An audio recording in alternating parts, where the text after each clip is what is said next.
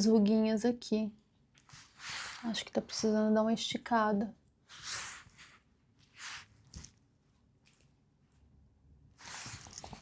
Você já parou para pensar em como você se sente ao se olhar no espelho? Em como você se vê? E você já se perguntou que muitas vezes o que a gente vê não é realmente o que é?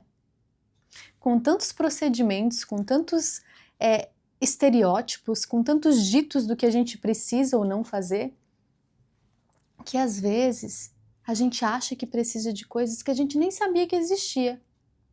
E hoje eu quero trazer uma contribuição para você, que é sobre o filme A Substância, de 2024, dirigido por Caroline Forget, que fala sobre esse estereótipo da beleza, que fala sobre persona, sombra. E hoje a gente vai fazer então uma jornada com esse filme, baseando então nos conceitos da psicologia analítica junguiana. Fica comigo.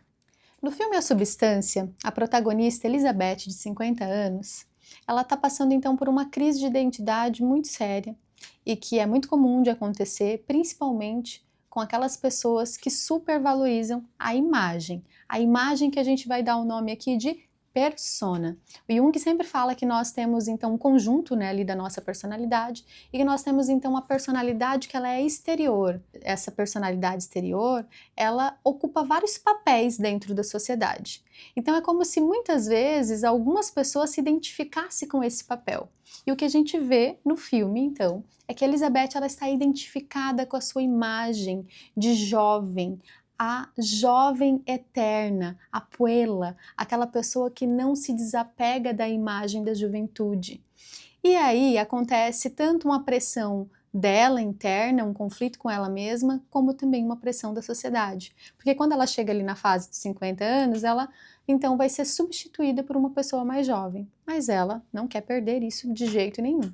E ela vai fazer de tudo para manter então essa juventude dentro dela. E aí ela vai buscar então uma solução, né? Ela encontra uma solução. E essa solução que o filme traz, ela é bem interessante, porque ela é uma substância, e essa substância a gente pode fazer inúmeras analogias com o que a gente encontra na sociedade, mas eu quero trazer aqui uma analogia que seja bem psíquica, bem psicológica, para a gente entender bem também o conceito junguiano também de processos de individuação, de sombra, né, e de persona. Essa substância, ela promete que a pessoa ela pode conseguir, ela pode alcançar esse estado mais jovem, desde que ela coexista, né? Duas pessoas dentro dela precisam coexistir, a jovem e a velha.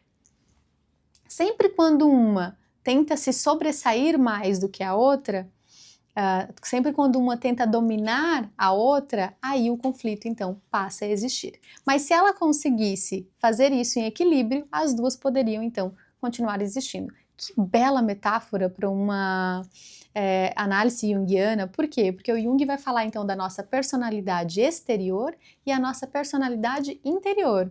Então é como se aqui a gente tivesse que ter um equilíbrio.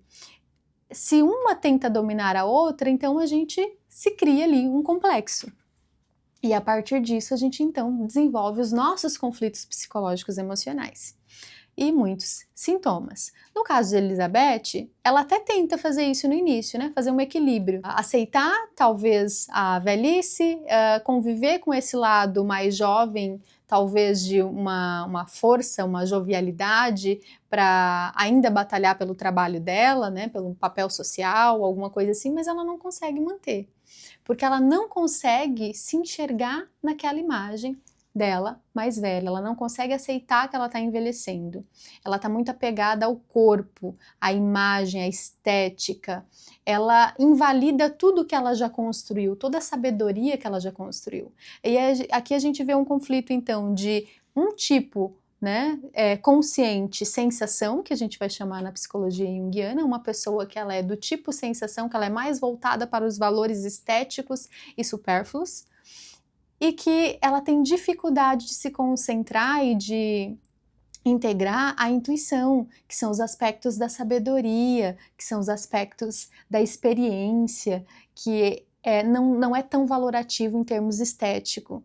E esse lado, então, ela negligencia, esse lado ela reprime, que é o lado, então, da velha. Ela poderia se tornar uma velha sábia, ela poderia ter feito inúmeros feitos dentro da profissão dela, se ela não tivesse se identificado com a persona, com a imagem. Ela identificando só com isso, o que acontece? Ela reprime a velha dentro dela. E aquilo que a gente reprime, ele se torna grandioso, aquilo toma força. Então, pensando consciente e inconsciente, é como se todo o conteúdo que nós reprimimos da nossa consciência, aquilo vai se tornando um monstro a ponto de nos destruir, que é isso que acontece no sonho. No sonho não, no filme. No filme, então, ela acaba reprimindo, né, essa parte velha. Essa parte velha, ela vai se decompondo até ela se tornar um monstro, ela deixa de ser uma velha e ela se torna um monstro. E esse monstro, essa bruxa, né, isso é o que a destrói, é como se ali houvesse então uma dissociação psíquica, não existe mais um eu, ali foi tudo dissociado. Então é o perigo que corremos, é o perigo que todos nós podemos, né, sofrer quando a gente reprime então algo que é essencial para a nossa personalidade.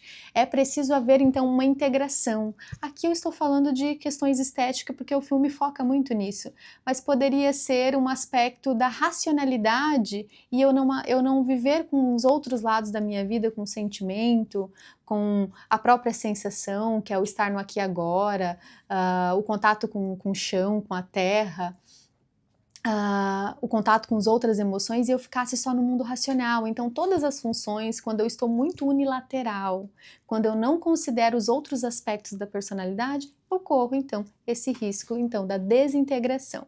E claro que esse filme ele é um banquete para nós também discutir todas as questões sociais em relação à aparência. Hoje em dia as pessoas não aceitam, acho que cada vez mais, isso sempre existiu, mas cada vez mais as pessoas não aceitam envelhecer, como se envelhecer fosse feio, como se envelhecer não fosse aceito dentro da sociedade. Mas esse corpo que a gente carrega, ele é uma parte nossa, ele não é nós inteiro. Então, pelo que você quer ser lembrado? Você quer ser lembrado pela imagem que você tem de si, pela beleza, ou pelo que você é? Porque o que a gente é enquanto beleza passa, todos nós vamos envelhecer, né? Faz parte do processo.